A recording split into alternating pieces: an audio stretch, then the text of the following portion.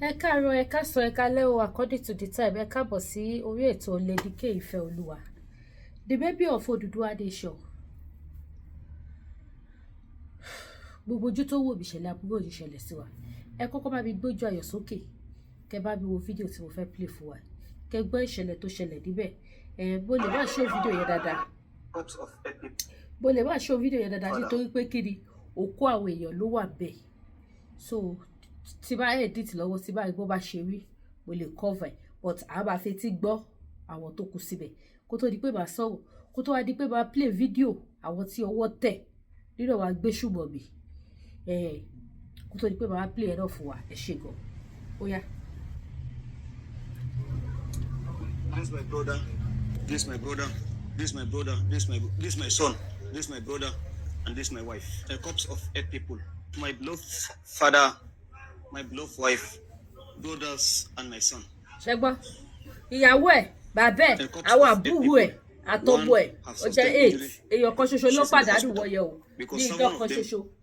Are from the same family, from the same house. Around 9:38, I was lying on the bed. So I had a gunshot. So secondly, the gunshot was in rapid. So I now stood her up. You understand? As I stood her up, she told me, say, I feel the fear. Say, if you hear gun, you just the waka, or you just come out. And now I tell them, say, you see this gun now attack. So I sneak as I come out. Now so they come enter, go shoot her. Because the entrance, they follow like this. After they go, they start penetrating from there, coming to this side. This is where they have escaped. This road is the road that they follow and escape. Precisely, they may reach 15 to 14. They are Fulanis. They speak Allahu Akbar, Allahu Akbar. You see, this is my brother. Yesterday, our pastor called him. So after he came back from church, around by that time, so he knocked. As he knocked, his wife opened the door. So now, so they followed him. So after they shoot him, they use, I don't even know whether they use gun or what. They hit his son. And they brush his wife, bullet brush his wife through her stomach. So they later take her to hospital. They were in a black uniform. And most of them, they are not up to 18, 19 years. I feel it's so sad. So sad. I feel as if I should die like them. Because the world I'm feeling it is so bitter for my life. Ìyàwó ó ti kú. It's my father. Ìyàwó ó ti kú. This my brother. This my brother. Gbogbo àwọn brother ẹ̀ ó ti pawọ́. Inú dẹ̀ já wá ní o. Ọmọ ó ti pa. Bàbá tó bí sínú wọ́n ti pawọ́ ní ìjọ kan ṣoṣo. Kábíyèsí o. Mo wo bí màá ṣe máa padà rọ́màdì tó bá yá.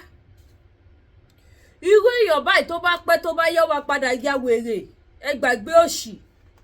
Ìyàwó lọ, ọmọ lọ, gbogbo búrádà lọ, bàbá ẹ̀ lọ, èèyàn kan ṣoṣo. Ó pàdánù èèyàn 8. I play to Nigeria, my country. Ẹ má bínú mo ní kóòdù gan. Èèyàn 8 ló sọnù lọ́wọ́ ẹ̀ ní ìjọ kan ṣoṣo. Èyí tẹ́ bá ti like ẹ bá fi fóònù yín snap ẹ kẹ́ bá send ẹ sí WhatsApp mi fìlà pọ̀ lóríṣiríṣi. Now irú ẹni báyìí tó wúlò bá wá rí opportunity àti gbú ìbọn ní Nàìjíríà ṣé kò ní payọ̀. Ìbéèrè o tó bá rí opportunity tí ọwọ́ ẹ̀ tẹ ìbọn gidi á payọ̀ àbí kò ní payọ̀ ẹ wo tó ṣàwòyàn dá ní Nàìjíríà. Ẹni téèyàn 8 wá kú fún ní ìjọ kan ṣoṣo ṣé Donald Trump lè wá wo ọjọ́ ọgbẹ́ yẹn sàn. Ìjọ kan ṣoṣo èèyàn 8 kú fún.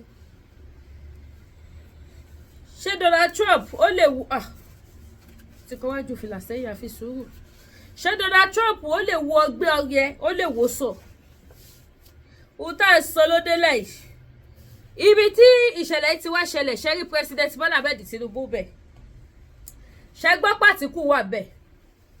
ṣé gbọ́ pé Peter Obi wà bẹ́ẹ̀ wọ́n síbẹ̀ ẹni tó kàn ló bọ̀ kọ́ lọ́ má jẹ́ kíbi kó kọ́ wà ẹ wo fìlà yìí ọbọ̀ ìdàbí pé ọ̀wé gèlè ìtúnṣe dáadáa nìyẹn o tẹ bá ṣe tó tẹ dé tó tẹ set ẹ mo ní kọ́lọ̀kọ́lọ̀ gbogbo èyí tẹ̀ ra fìlà lọ́wọ́ bí ẹ̀ ní bọ́bọ̀ jẹ́ ọmọ because mi expect ẹ̀ yóò expect ẹ o ṣọwọ́ tó fi kó àwọn fìlà yẹn lọ́wọ́ mi gbogbo èyí tẹ̀ patronize mi orí burúkú òní wọlé tọ̀ yìí o ó wúre kí ni wọ́n fẹ́ ṣe fún nínú Nàìjíríà yẹn kí ni dáúdà àwọn olóṣèlú Nàìjíríà fẹ́ dà tó fẹ́ yí lìmọ́ tí wọ́n pa èyí ẹ̀ 8 èèyàn mẹ́jọ níjọ́ kan ṣoṣo kí ló fẹ́ yí ní ọgbẹ́ ọkọ̀ yẹn irú tá à ń sọ nìyẹn bẹ́ẹ̀ dẹ̀ làwọn olórí wọn wà bí tó ti pariwo ẹlẹ́ṣọ̀ àwọn Fúlàní dọdẹ ọ̀pẹ́sì nìṣó àwọn ọmọ ọlọ́mọ wọ́n yá ṣe kí ni wọ́n yá jayé fọ́rì nínú Nàìjíríà nìṣó wọ́n gúnṣẹ́ wọ́n ò rán igúnṣẹ́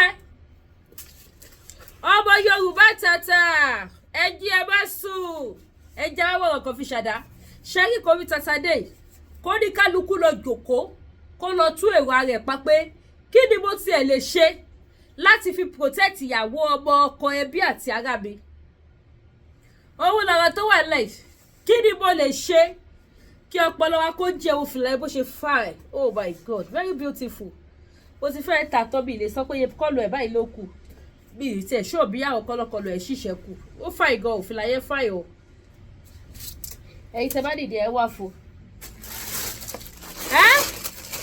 kí ló fẹ́ ṣe sóníkálukú wa àti jòkó àti ìròsí wa àti ìròsẹ́yà àti ìròsọ́tọ̀ àti ìròsọ́sí pé báwo la ṣe fẹ́ ṣe láti free àwọn èèyàn wa kúrò nínú bondage báwo la ṣe fẹ́ dáàbò bo ara wa because federal government are not ready to protect anybody ni mo sọ federal government ò ráyè anybody láti protect èèyàn kankan lọ́wọ́ yìí ìwà lè sọ tó bá ṣẹlẹ̀ ṣọ̀ 2027 tán ṣùgbọ́n lọ́wọ́ yìí ojú ajá wọn ṣèjẹ́wọ̀ rí anybody wò àsìkò tó ojú ajá títí wọ́n dẹ̀ ṣẹ̀jẹ̀ ní Boko Haram ṣe kí ni lọ́ọ́ operate ni wọ́n ṣiṣẹ́ lọ ní Boko Haram ṣiṣẹ́ lọ́mọ Yorùbá Boko Haram làwọn ò bá yí ṣeré ẹ̀yin lọ́gbìyàbọ̀ dání ẹ má bínú ẹ̀yin ìyá mi tẹ́ bá jó orúkọ yẹn o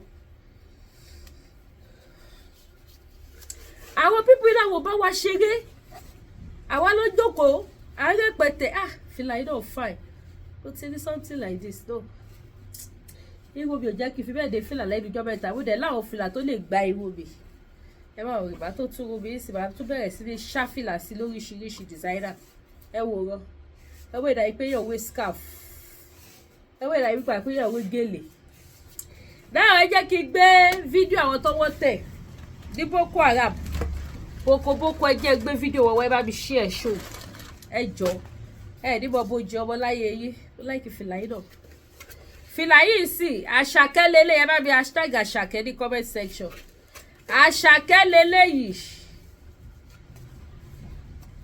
èmi ni mo change style yìí o ẹ̀yìn ló yẹ kíkiri ìwà o wọ́n á gbé wá síwájú ẹ wò wọ́n èmi mo gbé wá síwájú ó dẹ̀ fine that is to say pé ẹ lè fi síwájú mo dẹ̀ ní fìlà yìí ní kọ́lọ́kọ́lọ́ ẹ lè fi síwájú ẹ lè fi sẹ́yìn bẹ́ẹ̀ bá ṣe fẹ́ sí ni òun ni designer yẹn bú yes dákú ẹ̀yin tẹ́ láìkẹ́ máa wé gèlè síwájú look at it ó bú yes ó fine gan mo ní kọ́lọ́kọ́lọ́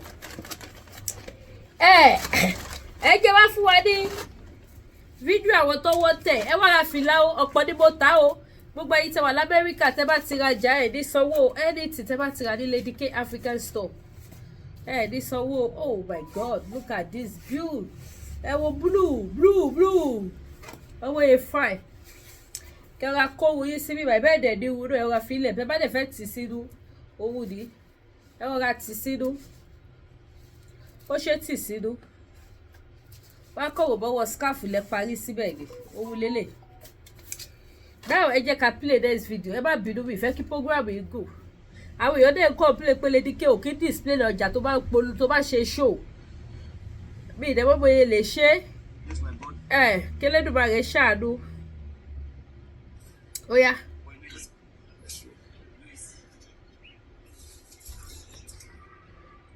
Yes, the Galanga commander for a successful mission. Louis. Àwọn ẹrù lẹ́wọ̀ lẹ́yìn. 6 picket. That's a successful mission, Zan dauko maka ba da waka da case. A daura angulu kawai. Shiga ne ba. See the idiot there. Kuma babu ma kashi shege. Idiot. Now we go kill. The thing say na former 93. This one a new 93. This one a new 93. We just come. We just start the work. Boy, I'm so sorry. Me wasu layuka su da banza da nawa. Ẹrù ẹ̀pọ̀. Ba guru ba laya. Kaji ko? Last time da ka wuce layin ka ya ma amfani wannan bai maka amfani ba kaji? Ka kira wanda suke tura ka. Tsohon banza tsohon wofi kawai. Ga kana kamar mutum aje wasu alkur'ani na banza da na wofi. Wanda kuke cin amanan kasa. Dan duru kwa kawai. Na za kai? Ṣọ́wọ́. Na za kai? Na jin kai na za kai? Ṣé bẹ́ẹ̀ yí bọ́? Na za kai? Ọwọ́ pálábà wọ́n ṣégi ni o. Kudi ne ka wuce da shi? Nawa? Yanzu na za kai? Ẹni tó ti kú òun ni tiẹ̀ ti tọ́. Ẹni tó ti pawó ti pa gbé àsìkò ìlà. Ẹ wo kọ́lọ̀ yẹ. Ẹ wo bóyá ṣẹ̀ṣẹ̀ lọ́wọ́. Ana ka kai musu? Wani gari? Kúdẹ̀ fún lórí. Wannan garin? Ẹ gbàgbé bóyá ìṣẹ̀lẹ̀ ẹ lè wọ. Mo ní fìlà ìdí kọ́lọ́kọ́lọ́. Ka ka siya miliyan 4. Tó fà èmi kọ́ ní. Nawa ne naka rabon? A kar ka je ka siya. Za ka kai Jos. Za ka kai masu waya Jos. Wani mai gidan? Aliyu a ina ke? Yana Jos. Shi waye ne?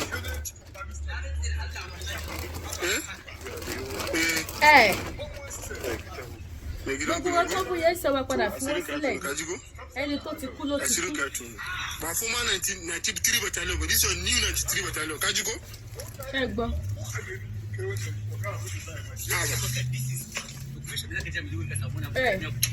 Ó jẹ́ kó yé Boko Haram wípé new battalion lélẹ̀. That's how we roll. New 93 battalion. Be lie. That one I play.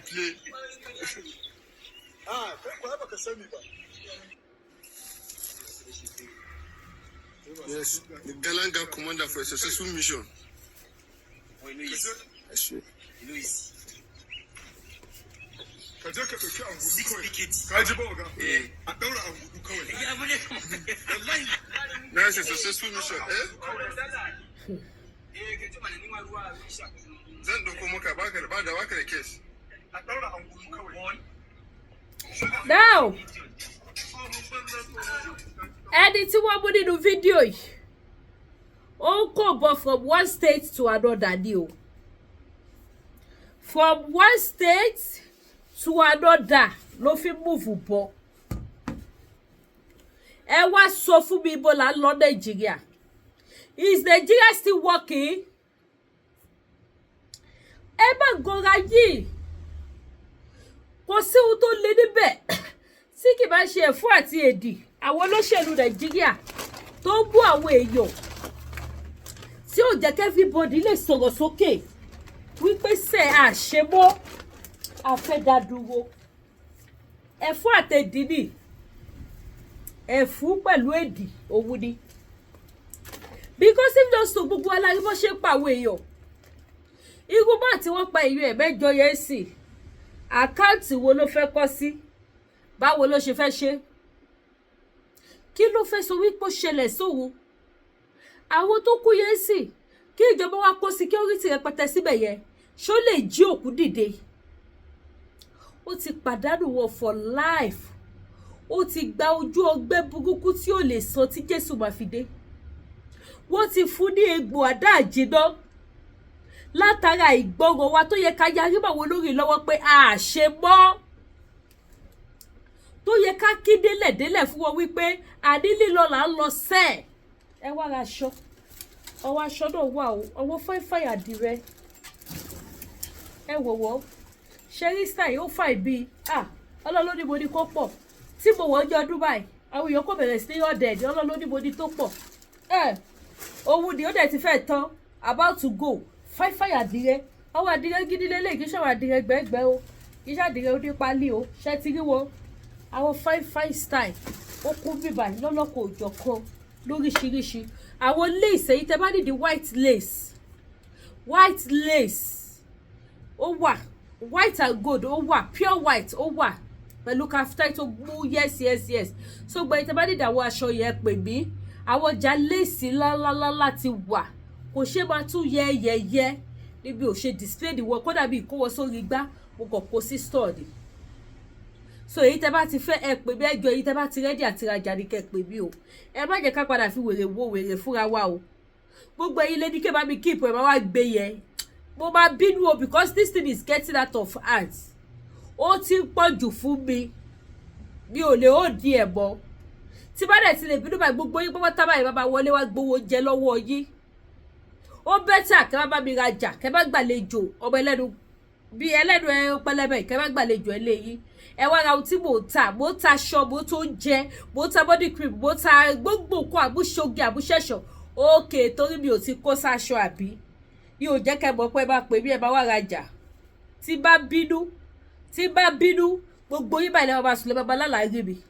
Kò dẹ̀ sí ohun tí bàbá béèrè lọ́wọ́ yín lójú owó, ẹ fún mi lówó oúnjẹ, mo bá di egbére sí yín lọ́rùn. Kó tó di wípé mo bá di egbére sí yín lọ́rùn.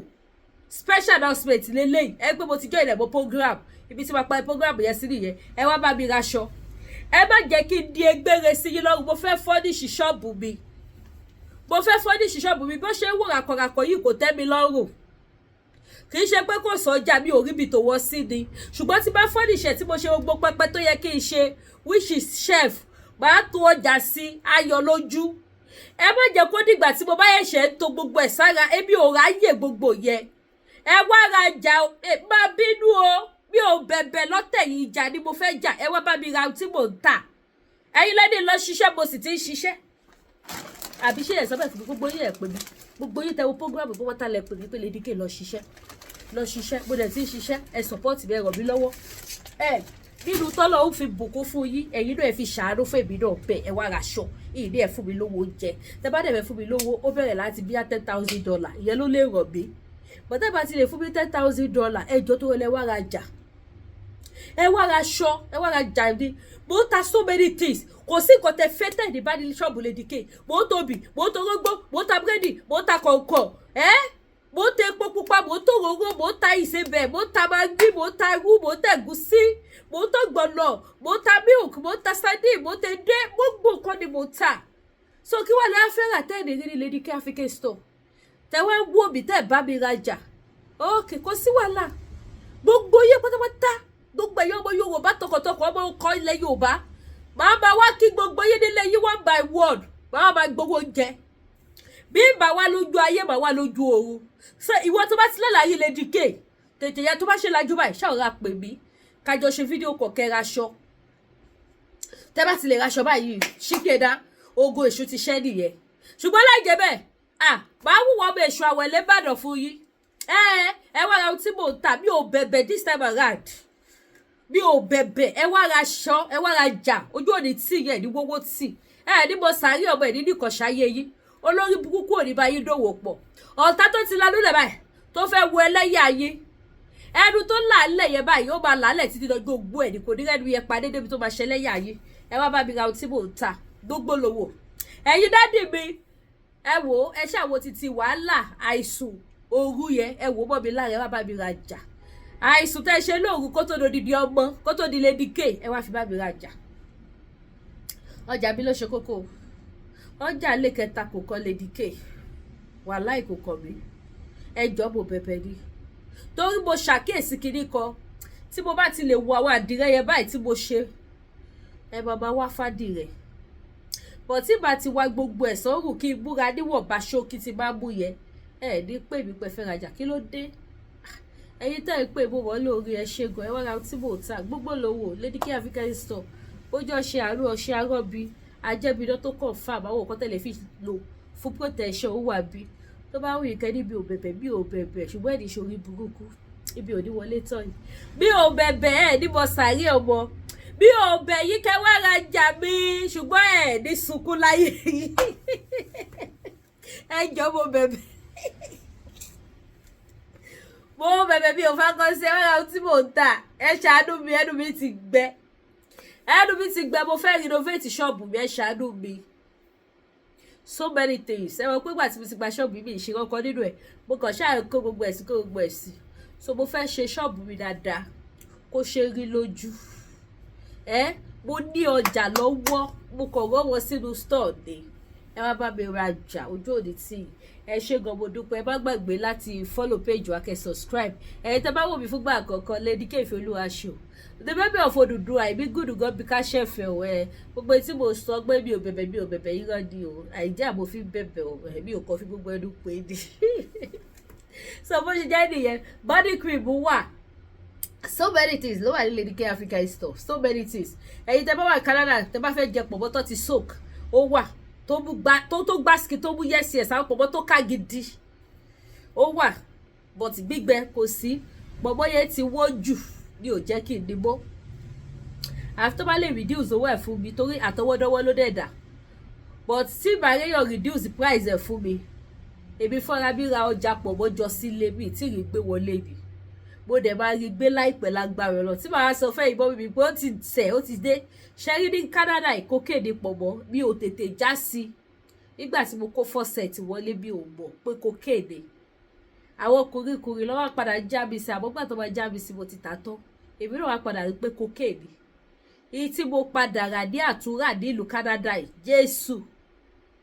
Jésù kò ṣe sọ sórí social media Ọlọ́run ó ṣàdúpẹ́ pọ́lọ́ bá mi tà ṣá tó rẹ̀ bí òra púpọ̀ so tí bá ti dé pọ̀mọ́ gbogbo ẹ̀yin mọ́mì mi gbogbo ẹ̀yin fans mi màá tà fún yín lọ́pọ̀ o ṣùgbọ́n àwọn tó bá ti rí ìwọ́nú ṣọ́ọ̀bù ìbáyà àwọn náà lọ́wọ́ máa la rí wọn cocaine bẹ́ẹ̀ ni ní pọ̀mọ́ Ìjẹ̀bú so bó ṣe jẹ́ nìyẹn ẹ ṣé gan mo dúpẹ́ lọ́wọ́ yóò jó òdì tí rice ọ̀fadà wà available irú woro tó mú yẹ́sì ẹ̀ tó wà available àti bẹ́ẹ̀ bẹ́ẹ̀ lọ gbogbo lówó Lady K African store ẹ má gbàgbé láti bá mi subscribe sí YouTube channel mi kẹ́dẹ̀ tó notification bell yìí àtún máa fi ayọ̀ àti àlàáfíà àtún máa fi pàdé ẹ pè mí kẹ́ wá rajà o mo bẹ̀bẹ̀ o mi ò ṣakọ o kí ìfẹ̀bẹ̀ parí ẹ̀ ó dàbọ̀.